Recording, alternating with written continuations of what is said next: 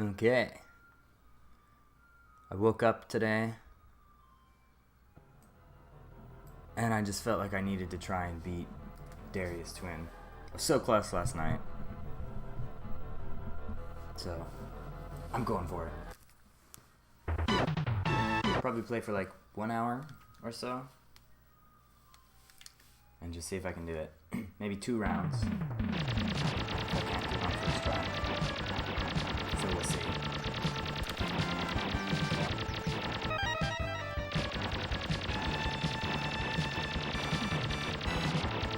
After playing Darius Twin last night, I did realize that there are a bunch of differences between the levels, albeit kind of smaller differences. But I can appreciate that. It's definitely a bit more. It's more interesting of a game than I initially thought it was. Now that I've played a bit more with it. Once you start like memorizing levels and stuff, and which levels are where, I think that's when various games start to get really interesting because they can be a bit overwhelming, especially the other ones that have like 28 levels. This one's not so bad. It's only got like, I don't know how many. Probably somewhere around 1, 2, 3, 4, 5, 6, 7, 8, 9, 10 levels or something. That seems like so few. I'll count when we get to the screen. But yeah, I don't know. I felt bad not being able to complete it last night. So I want to see if I can get through it now. Plus, I wanted to try out a different streaming time, just to see how all that goes.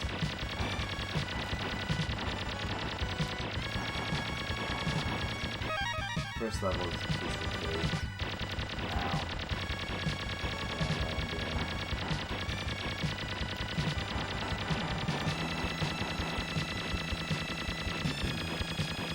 it is really nice, I will say, to play this on an actual Super Nintendo controller or Super Famicom controller. Because as much as I do like the Switch port of the game, I don't like playing with Joy-Cons. And I do like the, I forget what they call it, 8-bit Go. The Genesis controller on that is really good. But the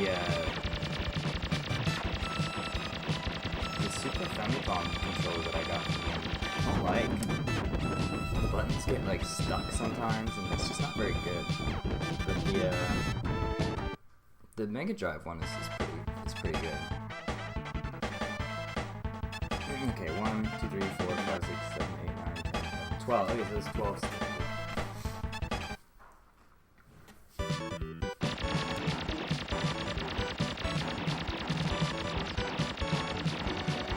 Yeah, honestly, I did just say that the levels are different, but B and C are so similar. I'll have to go back and like look at the differences between them because they feel pretty much identical.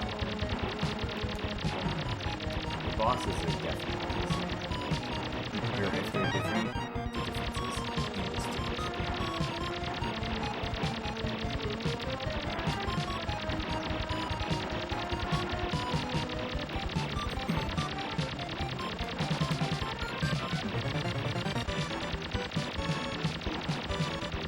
I'm pretty sure B and C are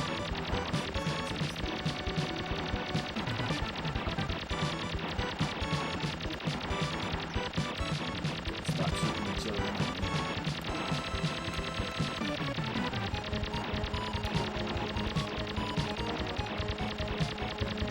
I wonder how this works. This shark is a spaceship.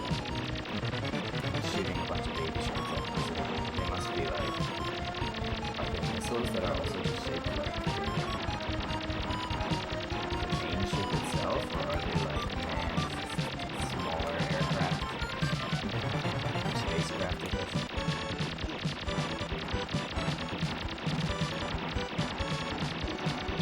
I guess you could have a chance like that.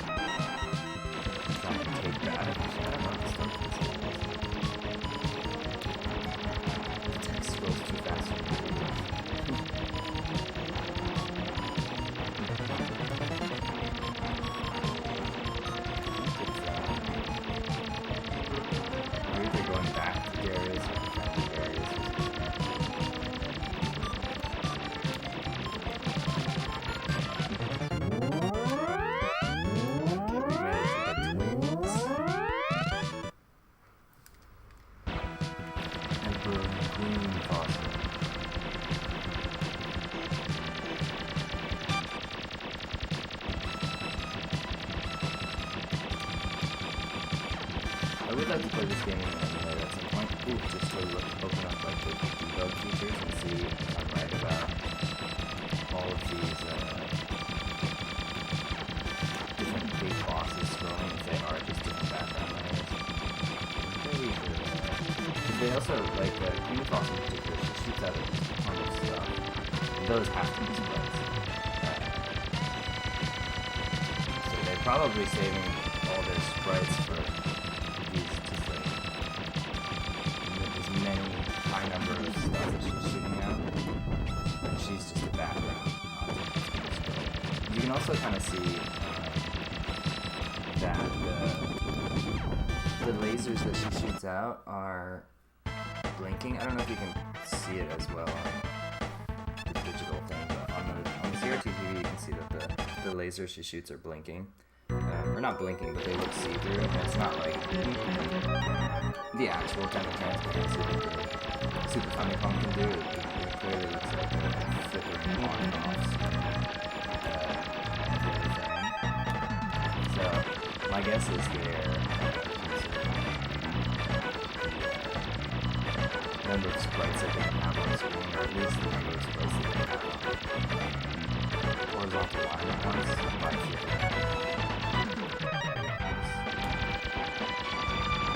That's just my guess though. I'm not super familiar with Super architecture. I just know that it's got a lot of background layers that you can work with.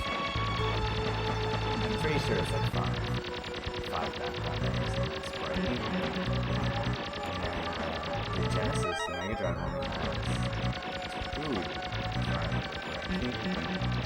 which for me, nowadays when I and stuff,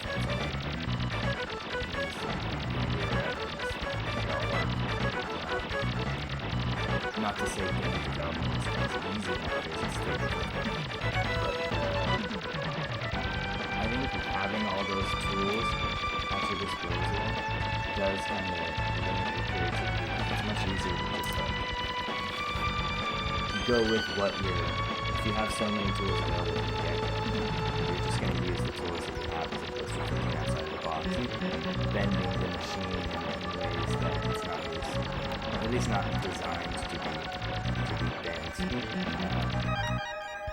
breaking the rules have interesting effects. Like this game, I think, is a really good example of that because it's not doing anything terribly crazy in the backgrounds or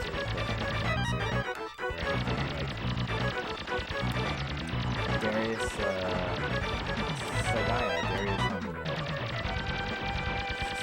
Sega Master System. It does a lot of really interesting things. Like you could never, one thing that you couldn't do is this level where you have these like foreground scrolling objects in the background, scrolling parallax independently of each other. There's just not two background layers. I mean, you could get it to work, but you wouldn't be able to do it with this kind of complex background, probably. Unless it was like the whole game. I don't think it would be possible because you'd have to animate the background. But that being said, I don't find this level to be particularly interesting to look at. I don't think it's like an aesthetically unpleasing level, but I also don't think it's a standout level in the Darius series. I think some of the levels in Darius too, the neat parallax scrolling effects that they have on a single background layer. This one stages with its multiple independently scrolling layers. This is a very early Super Famicom game, so 1991. I know in the US the Super Nintendo came out in 1991. I'm not sure about the Super Famicom, so this is one of Taito's first games on the Super Famicom. So I'm sure they were excited to have independently scrolling background layers and use these mountains here. And they do a little bit with the tools that they have at their disposal. Like, I don't know, maybe these mountains in the background that are scrolling in different sections, they could be different background layers, but they also just might be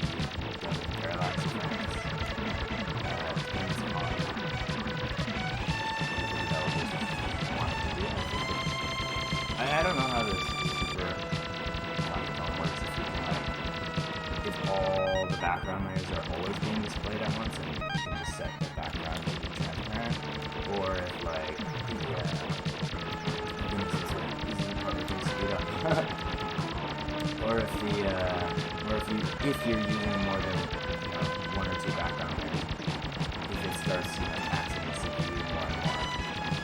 If that was the case, I would understand why they wanted to go for the parallax effect instead of the multiple background layers. But I'm not sure. Like, this game is good and it's rapidly, everything that's drawn here is really pretty, but as far as like Super Famicom games go, it's not doing anything spectacular. And as far as Darius games go, it's also not doing particularly good. The only thing that I liked was that fun idea at the end where the last two stages, one of them leads up to Zone L, one leads down. They made this scrolling going in different directions, which I think is fun. It's really cool. Also, I guess, one of the interesting things that this game does do that Darius 2 doesn't do, or Survive doesn't do on the Master System. It's not just a horizontal scroll. You're constantly playing horizontally, but the game itself has levels that scroll in many different directions. So that's pretty interesting.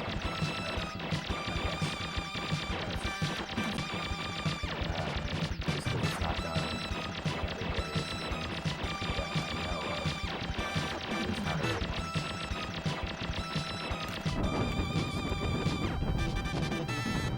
But it's just something that the Super Famicom can do.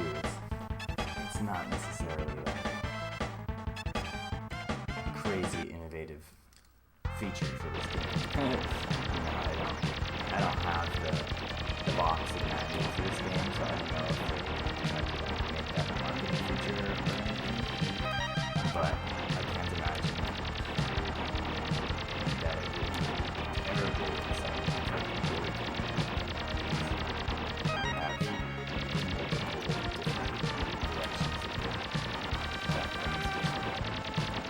But maybe I'm wrong. Could be. It's definitely something that I didn't really think about until I started thinking about how this game utilizes the Super Nintendo hardware to its advantages.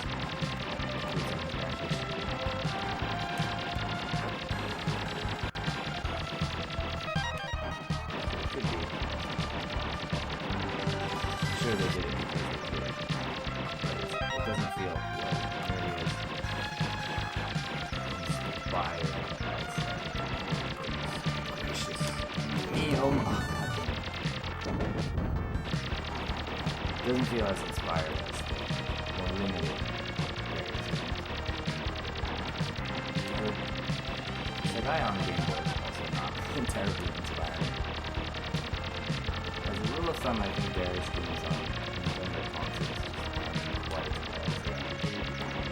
inspired as they are on other systems. I don't know why. It's just coincidence. Or maybe the teams that worked on consoles were just totally different from the teams that worked on Sega, the PC Engine. The PC Engine does some crazy stuff with Super Darius too. Oh goodness. That guy really flies out from the back.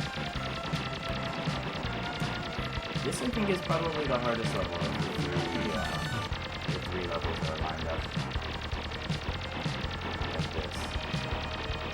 Because you got this terrain that you have to worry about, and also it just makes dodging things a little bit more difficult because you can't get down to the bottom of the screen and get away. It's interesting. It feels like there's less powers to the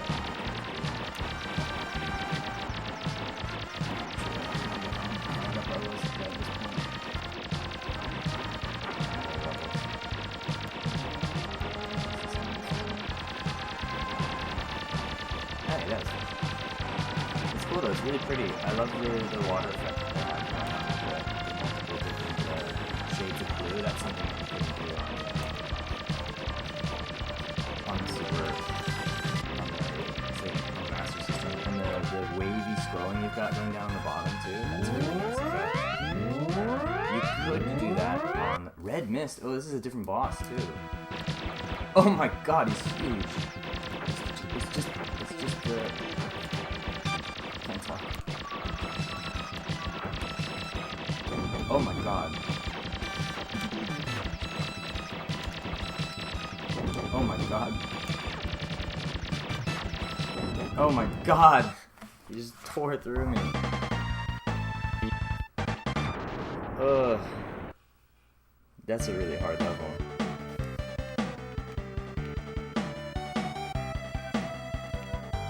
Okay, I'll give it one more shot. I think I'll go for a route that I can actually complete a little more easily.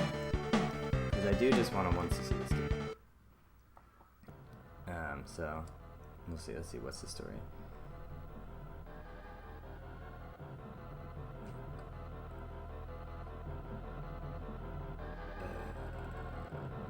There's a lot of kanji that I can't read.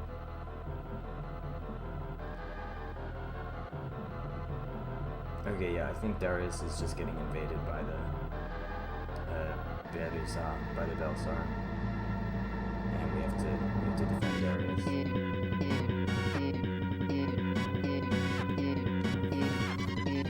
And then we get a little bit of Mud 7. Darius twin, or Darius twin, as they might say. Okay. No. I love the opening in the original. But I accidentally skipped it.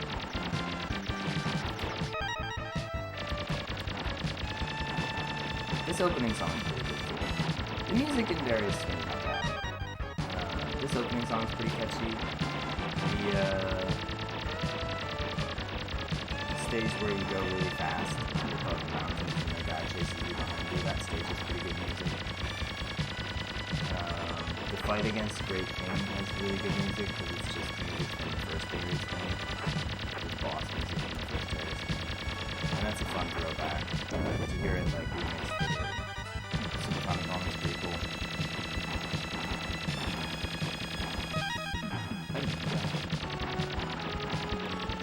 But this game,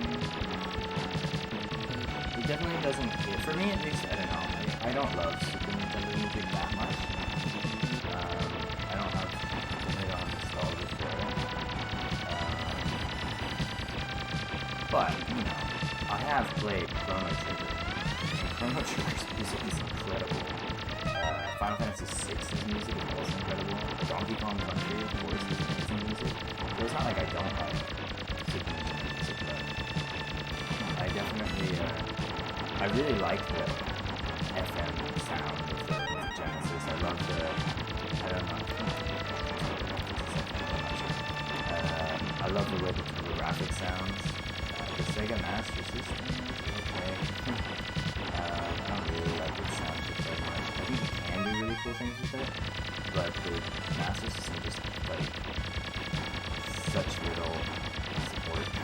Like, there's, like, pretty much every game is just, like, made by Sega. So, you know, there's only so much that they can do. So, I think the FM sound, you know, is a cool idea. It's just a cheap sound system. Like, you can make good music with it, but it's just not quite as good as like pretty much any other FM sound chip based console.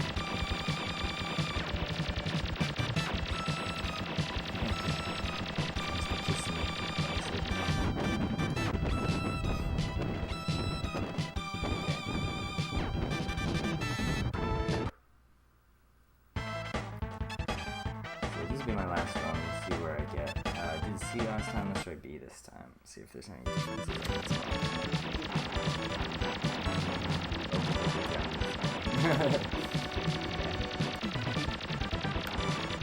Maybe you get more or less power ups, I don't know. I think the color of these guys is if on B, then this guy on C.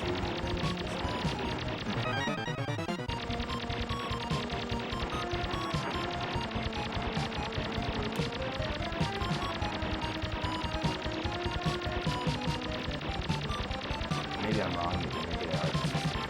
Maybe the colors should be mixed up. It might just be. It's pretty unfortunate. Like, if you're gonna have different levels, I feel like at this first split is where you should really make the levels different. You know? The later ones, you know, it's cool that they're different. But when I played the game for the first time, and I die early on because I don't know the game, I'm just practicing. And then I go back and I try the other route, and it's the exact same thing as when I tried before, and that doesn't make me want to try out all different routes, because it feels like they're all just the same. So I think if they're gonna make stages different, they really should have started it off in the early game, so to hook players in and want to play the rest of the game and see what else there's to offer. Because the first two stages, shit. The first two stages that like branch off are almost exactly the same. It's like,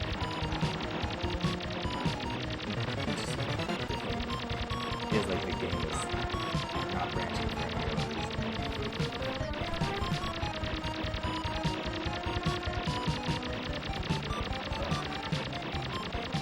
That's so frustrating. It's so easy to just die. Oh, thank you. Welcome. Aldespidone. Yeah, this game is pretty fun. It's definitely got some aspects to it that I don't love. But overall, I've been having fun with it. I can't say it's not fun.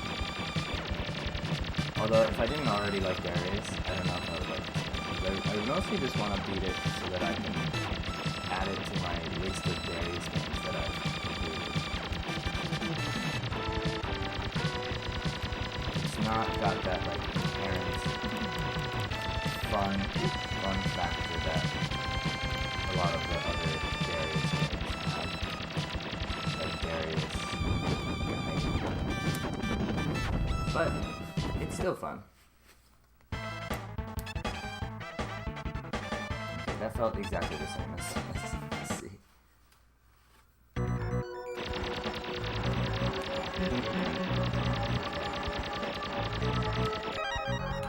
Let's try not to die again. I think this one is shield. Oh my god. Please. Okay. One of the other things about like dying early on in this game is like it's almost just better to reset. Like I was considering resetting, but I didn't want to play the first level again. But I am at a serious disadvantage just because there's no continuous impediment from doing it. Even if I die, I die. But also, if you die, you don't lose any power-ups, so it just feels off. The whole system of not losing your power-ups but having more continuous is weird. It really makes for a weird experience. Just like brutal challenge to overcome without continues, but also like you don't lose any guys. It's weird. I feel too fragile though, for sure. Like I just touched an enemy and that caused me to die. I had full shield too, like it didn't feel right. The game does have pretty good music. Thanks for hopping in. Digilit? Cool. I think the quality of the music is very good. I think the melodies aren't necessarily as catchy as some of the other games in the Darius series though. But it's definitely, it's got its good tracks. The first track in particular, I think, is a standout. One of the other things that I think is weird is that you get your missiles or bombs get fully upgraded on this stage. And I don't know why they decided to do that. Because it kind of just makes the rest of it pickups throughout the game kind of useless. Also, making the shield color's different throws me off. Like, I know this one's supposed to be the gray shield, the second level shield, because it has that little bit of gray in it. But it always makes me feel like I'm not, my voice is very quiet. Let me turn it up. Actually, I don't know if I can.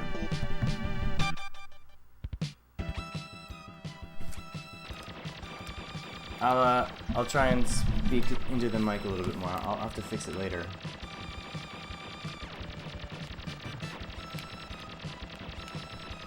Whoa. I'll double check the audio once I'm finished. This is gonna be my last run, so I won't be playing for too much longer.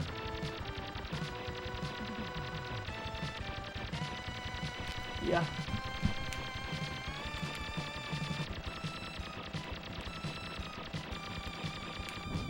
Okay, there we go. Okay. The game was too loud. I can just turn the game down a little bit more. Maybe that'll be good. Okay. Let's go E. Thank you for letting me know about that. It's hard to check that stuff myself. This stage I think has some of the best music in the game. This stage and the first stage I think are the best. It's just so like rockabilly kind of fun sounding music. It's not really like anything else in any other Darius game.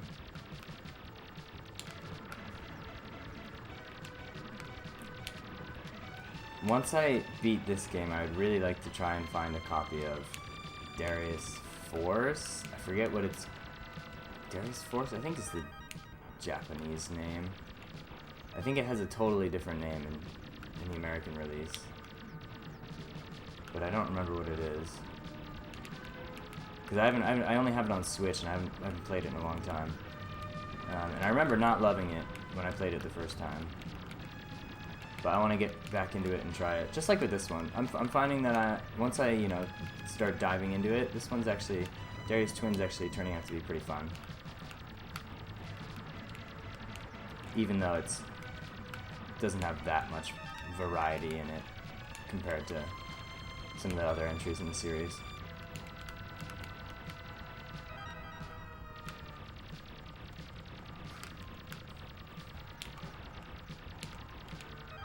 Okay, there we go. We got the wave slasher thing.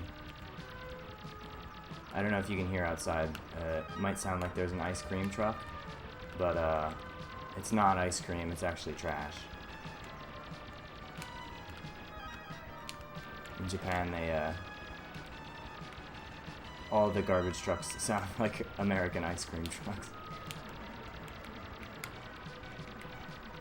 Which is funny at first, and then you hear it all the time, and it gets a little annoying. I can't imagine working on a garbage truck and having to listen to the same tune every single day when you go out and to pick up, you have to do your job. It would drive me insane. Same with the convenience stores and stuff here. They all have the same jingle constantly playing all day long throughout the store. I cannot imagine working in a convenience store or in a supermarket that has the same jingle just constantly playing throughout the entire day. I've gotten pretty good at that boss. Yeah, actually the sound font is really similar to Mega Man X. It's cool. Okay, I'm gonna try G this time, because H is pretty difficult. At some point I'd like to go back and beat H, but I want to just try and get a clear of this game first. Let me shut the window while the garbage truck's here. I don't think that really helped at all, but we'll see.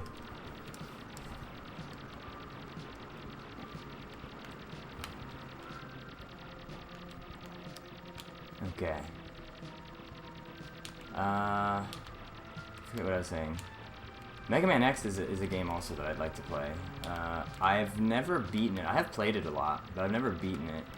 Lately I've actually been on a little bit of a Mega Man kick. I bought Mega Man, Rockman World 5, Mega Man 5 on the Game Boy.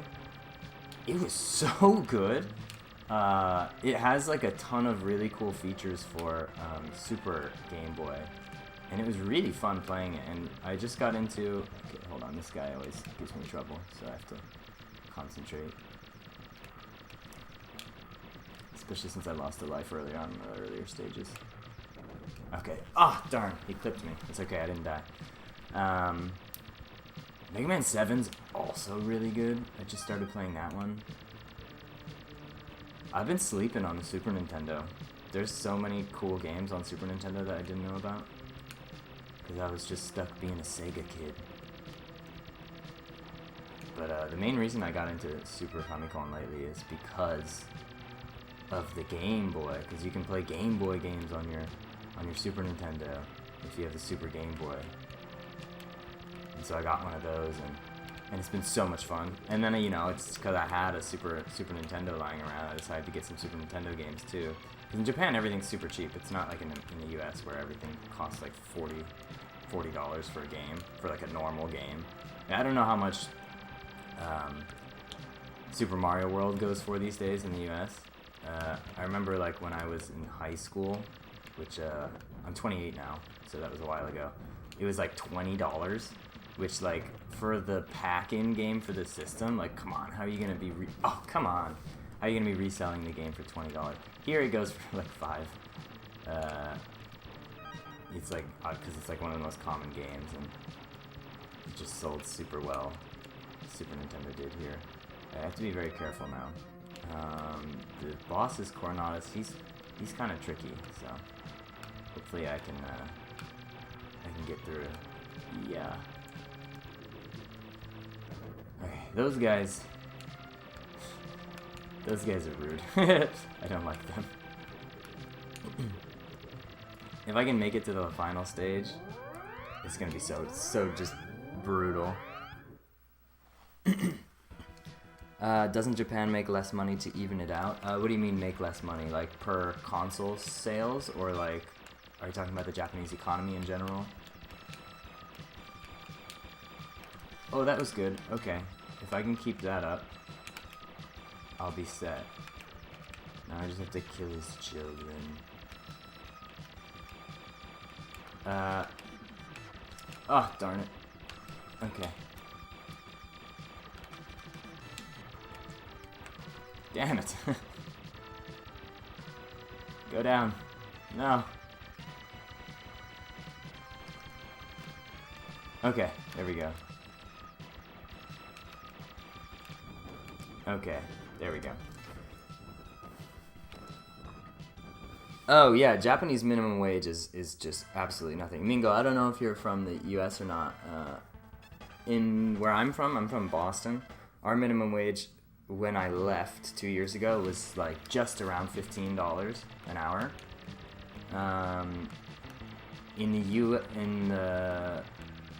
In Japan, the minimum wage is somewhere around, oh goodness, somewhere around 900, 800 yen an hour, which is like $6 or so, which is pretty cheap. It's pretty low, but the cost of living is also really low. I don't want that. So living in Japan is actually super cheap, which is nice. If you have American dollars, it's like dirt cheap. If you make a Japanese salary, which I do, it's not so bad. It depends on how much you make. I just teach English, so which is actually a pretty well-paying job, all things considered. And I'm like super financially comfortable, which is nice. But I have to teach English, which I don't love. So hopefully, I studied programming and stuff in university, so I'm hoping to be able to switch to that. But it is a little difficult if you're not like 100% fluent in Japanese. I'm good enough that I can like talk with people and stuff and go to bars and have conversations, and I can yeah, speaking like normally everyday Japanese is easy. I shouldn't say it's easy, but it's not so, for me, you know, with the amount I've been practicing, it's easy. But like speaking like formal Japanese, it's just so different. It's just a totally different language. It's insane. And this is the level that goes down. If you go to the other stage, it goes up towards the final level. And it's not anything that you like couldn't pull off on really any other system, but I think it's a cute little detail in this game. But it's not terribly challenging, this level. And Great Thing, I don't think Great Thing is all that challenging in this game either. The last level though is just absolutely like mind-bendingly brutal. It's so hard. It's just all mid bosses. It's crazy. They just rush you. I don't get it. I'll see if I can get through, and it's like all the hardest ones too. Like just multiple. There's like no normal enemies in the last level. It's crazy, and I can't practice it either. Well, I guess I could. I have this on Switch. I could play the Switch version, but I'm playing it on a real Super. Oh my God, he's just a mess of. Okay, so this is what happens when you don't properly program your sprite flicker, because that's something you have to program. But basically what's happening here is the way that sprite flicker works is, oh goodness, is it's actually something that's programmed by the developers. What happens is you can only have so many sprites on one horizontal line before they just start disappearing. So you actually need to like cycle through which ones have priority in order to get flicker to happen. So what they didn't do here was that. So since I'm shooting so many things horizontally at that guy, at that, hold on. Oh my God, are you kidding me? Oh my God. Like, look at this. This is insane. Ah, they just melted me. Damn. I was thinking about sprite flicker. I'll try one more. I'll go one more try. Oop, boa. Guess I'm boa today. Okay. I can talk about sprite flicker on the first level. Yeah, you have to swap the priority of the sprites in order for like different sprites to disappear and different sprites to reappear. So what they did there was they probably just didn't do that. Maybe they thought there was either it wasn't important or the flicker would look bad, or I don't know. But maybe they didn't play test that level or something. I don't know. Basically what happens is you get, your total number of sprites there on screen, and then the CPU can't display anymore, and so it just doesn't. So the turtle's neck just disappeared because it was of lowest priority. If I were programming it, I would probably keep the player ship at top priority at all times, because you don't really want your player's sprite to disappear. So that would stay on top always, and then I would probably cycle through the shot. Your own shots are probably not super important, because they're straight. They're going in a straight line. They're going to be lined up with where you are. So if you can see yourself, you know where you're shooting. So I probably would have. I assume his neck is made up of multiple sprites, and his head is its own sprite as well. So what I probably would have done is I would have cycled through. I would have tried to keep his head at a higher priority, so that you can only see his head. But his neck, you don't need to see his neck all the time, especially when it's buried in his body. So I probably would have kept the head of the turtle at a high priority, as well as the player ship, and had our bullets and his neck pieces flicker. But I don't know what they were doing. Maybe they had a reason for not having sprite flicker, but I doubt it. Maybe it was just it didn't make sense to, you know, there's no, as far as I can tell, there's like barely any sprite flicker throughout this whole game. So it probably just isn't programmed in at all, and it's not something you would necessarily want to program in for just one specific boss, especially one boss that, you know, players might not even see because there's, you know, 2 different routes that they could go on.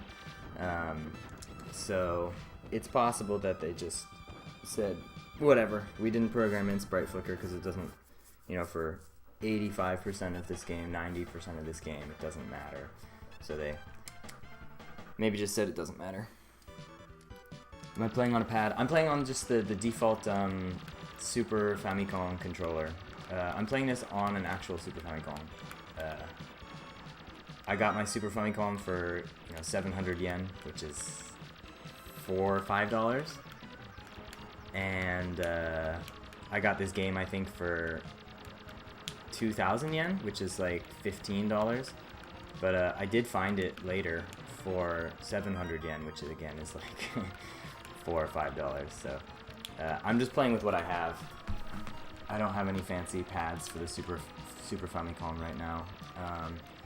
I've never actually really played too many shoot 'em ups on stick, except for those that I've played in an arcade. And I haven't really played in an arcade that much, because in the US where I'm from, we don't really have many arcades. But now I live pretty close to a couple arcades, and they do have, a couple of them have Darius Gaiden. I don't think I've seen G Darius, but one of them has the big 3-screen Darius game.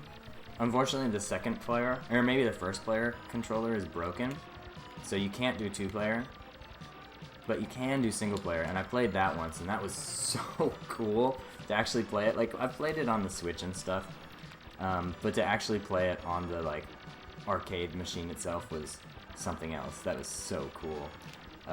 And I think both the arcades that I've been to that are at least near where I live are, they have Darius, what's the new one called? I forget. I never play it. Chronicle X Burst Saviors EX Plus or whatever. Whatever the arcade game is called. I always mix up the names on it. The one that was a PSP game that they then remade into an arcade game, and remade into a phone game, and remade into a Switch game, and remade into a PC game.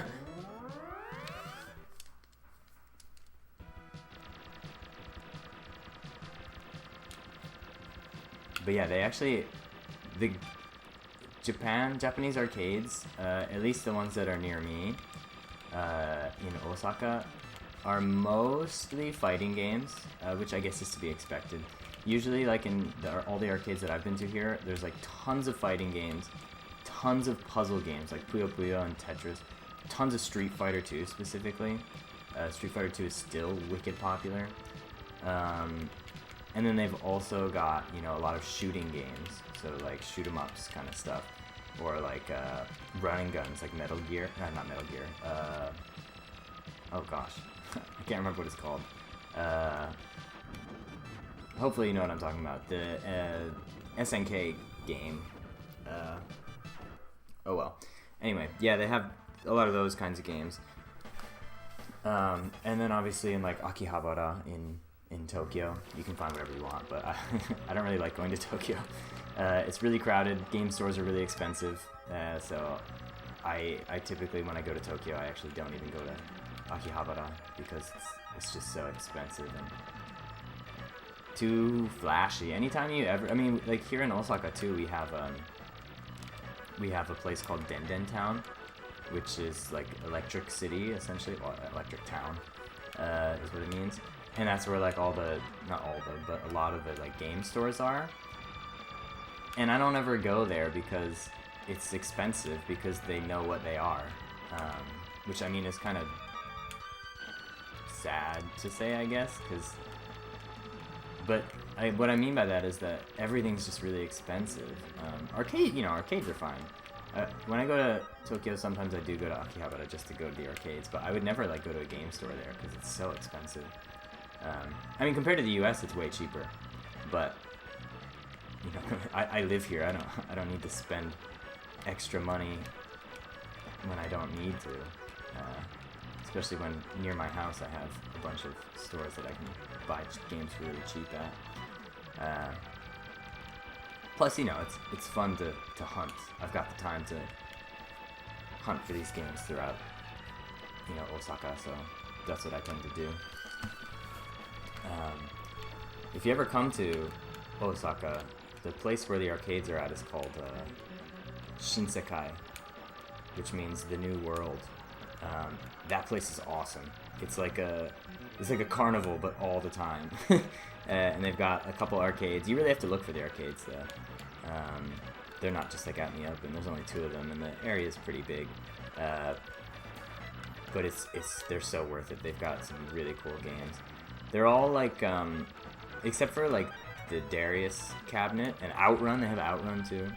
Aside from like those special cabinets, most of them are in the Astro City arcade cabinets, like the generic kind of. You just get the PCB for the game and then you throw it in an Astro City thing. I think they have an Astro City like mini arcade thing that someone released a couple years ago. It looks exactly like that, but you know, the real size. Metal Slug, yes, thank you, Gittlet. Metal Slug. That's the game I was thinking of. Whoa.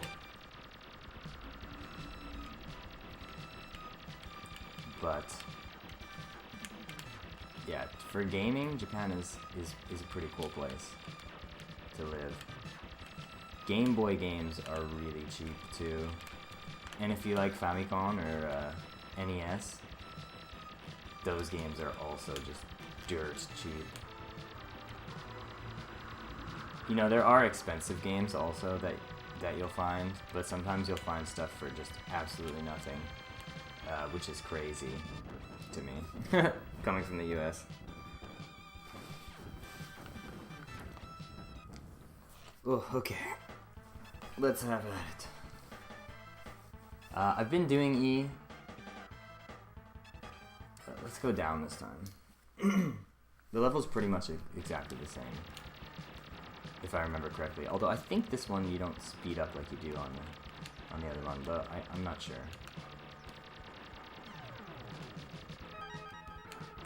Okay.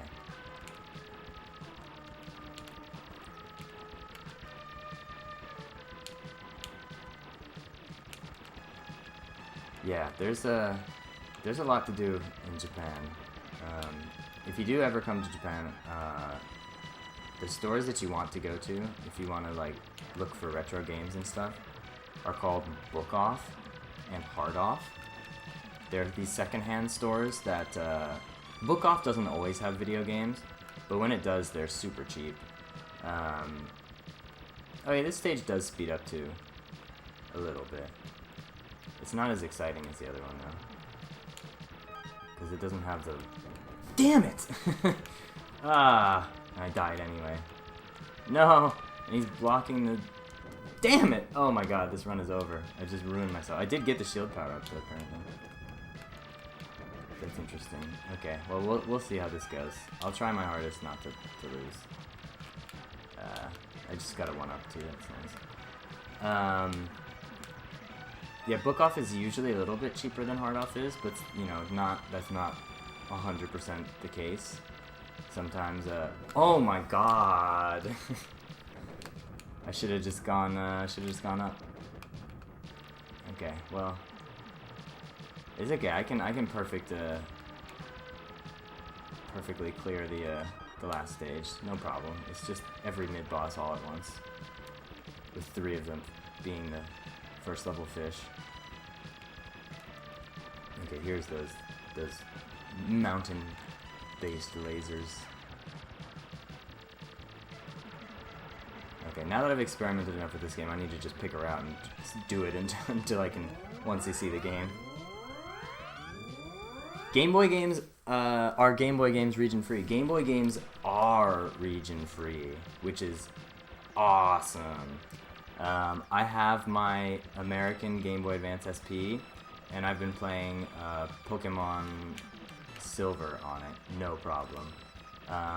What's nice too is if you're coming from the US, not from Europe, the charger will also work pretty much without any problems.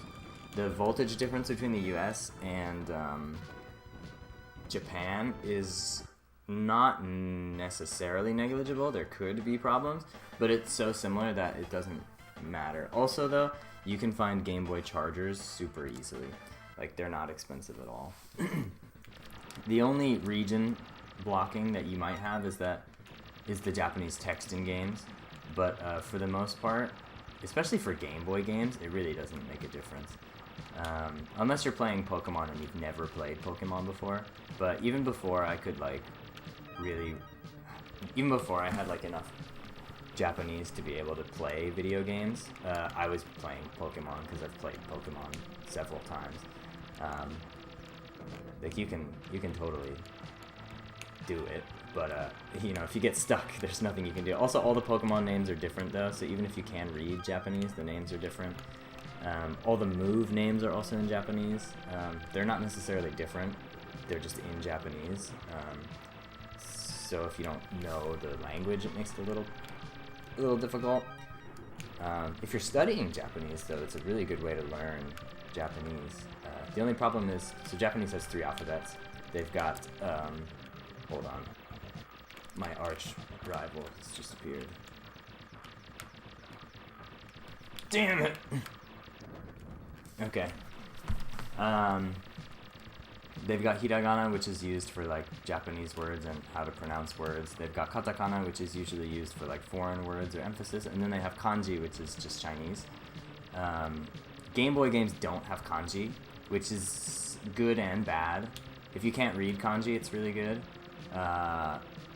If you can kind of read kanji, then you're just kind of not wasting your time, but you're spending a lot of time reading Japanese without actually, like, practicing kanji. So, you know, it's helpful if you're trying to practice, like, grammar and vocabulary and stuff playing Game Boy games, but it's not so helpful if you're trying to, like, actually learn how to read. There are some games that do have kanji. Dragon Quest 1 and 2, the remakes on Game Boy Color, they do have kanji. The Pokemon games, starting from Pokemon Black on Nintendo DS, have kanji. If you want them to, they also have non-kanji mode, because they're for kids. And kanji's kind of difficult for kids, because they have to spend, like, their entire, you know, elementary school to high school life studying kanji, which kind of makes it insane as a foreigner learning Japanese, because you're expected to, like, learn kanji in, like, a couple years, as opposed to Japanese kids who learn it in, you know, a dozen years. But, you know, it is what it is. We also have, you know, we have the advantage that we're older, so it's a little bit easier to, well, I mean, it could be easier to learn. It could also be more difficult to learn. I have learned how I learn, though, so it definitely makes it easier, but just sitting down and studying kanji is not really very fun. Oh, damn. Oh, darn. It could end with this guy. Oh, gosh. Especially if I keep doing that. Oh, man. I'm eating it right now.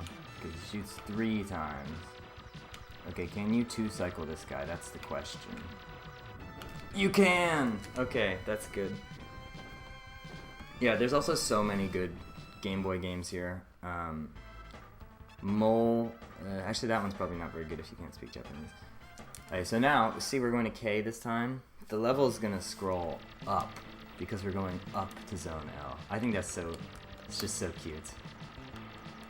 What a clever idea. I don't know who thought of that, but they're a genius. I don't know when I get extra lives, but I hope I can get one more.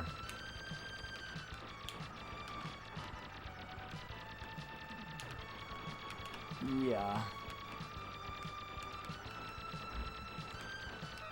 Okay, good. I at least got a shield. Okay, forget. I think this is the gold shield, but it looks almost identical to the silver shield in this game. I don't like what they did with the colors. In 2-player mode, you play as Porco and Tiat, but in single-player mode, you play as this green ship, and I don't like its shield colors. But the 2-player shield colors are also weird, so I don't know. Oh. This level is definitely a little trickier to navigate than the one that goes down. The terrain is just a bit more all over the place. But there's no like dead ends, it seems like, so that's at least nice. Unlike in Thunder Force 3, and I think the level's called Hades, where, oh god, I don't want to squeeze through that gap up there. What is that? I don't know what that is. Maybe it was a 1-up? Maybe I got points? 1-up? I don't know, I can't tell. Maybe it's just points. Oh gosh, this is the scary part. Okay, we're fine. Somehow I always end up in the top left at that point. But at least you can make it.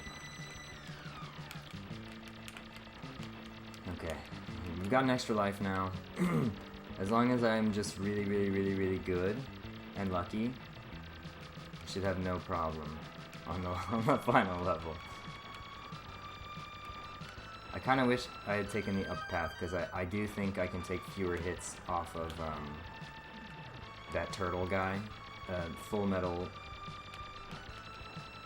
something, jacket, full metal shell. I think he's a little bit easier than Great Thing. But Great Thing's not so bad. This Great Thing's not so bad. We'll see. Okay, should be coming up on the boss now, I think.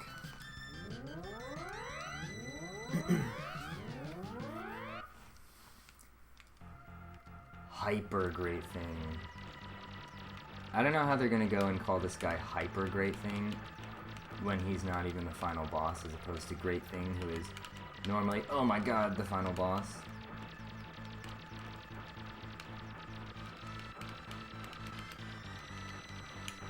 Can't hit him with my main weapon. Oh goodness gracious. Me oh my. Ah, these patterns aren't too bad, but oh god.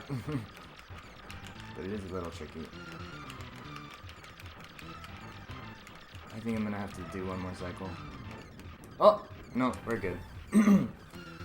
Okay, well, time to die immediately. Is there a Taito shop? They have cool Darius shirts on the Square Enix website. Ooh, there is a Taito shop. There's at least one, or maybe it's an arcade. There's at least one big, like, multi-story Taito shop down in downtown Osaka. It's called Namba. They have this big shop, and I don't really go there because it's not like arcade games. It's mostly just like crane games, which I don't really care for because they're not very fun. It's just like gambling, but kids can do it, essentially. There's so much of that in Japan, like literally just like child gambling. With cranes and gacha and stuff. They might have shirts though. Yeah, I need to go check that out, because I would love. They had this one shirt, this one Darius shirt that like looked like Jaws, but it was like the Jaws poster, but it was probably Killer Higia or one of the other King Fossil, probably King Fossil. It was so cool. I want that shirt so bad. Okay, we'll try this level. See if I can last longer than 30 seconds. What I want to do is just kill these guys as quickly as... Fuck! Oh my god, they just keep coming. Ah! It's insane, man.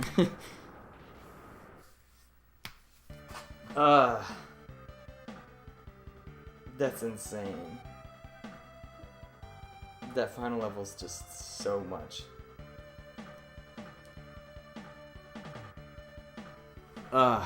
Yeah, I mean, that's the kind of final level that you just need like a save state to practice. And I can't, like, I don't really want to play through the whole game again just to get annihilated in 30 seconds. Or continues, even. Like, continues would be so helpful in practicing this on the actual, like, Super Famicom. But without them, it's just like, you lose and it's over. Like, that's it. Oh well. Yeah, maybe next time I play this, I'll play it on Switch, and so I can practice that final stage, because that final stage is absolutely brutal. My God. Mode 7. Darius sitzing. Okay, well, that'll be it for me for today. I'll have to practice that last level a bit more. But thank you for joining me. This was fun. This game's pretty good. See, here you have, when you're in 2-player, you can play as Proco and Tiat. Wow, really? That's the demo? That's the demo you wanted to show to get me to want to play the game? Just Tiat backing into a wall. Okay. Well, thank you everyone, and hopefully I'll see you soon. Bye.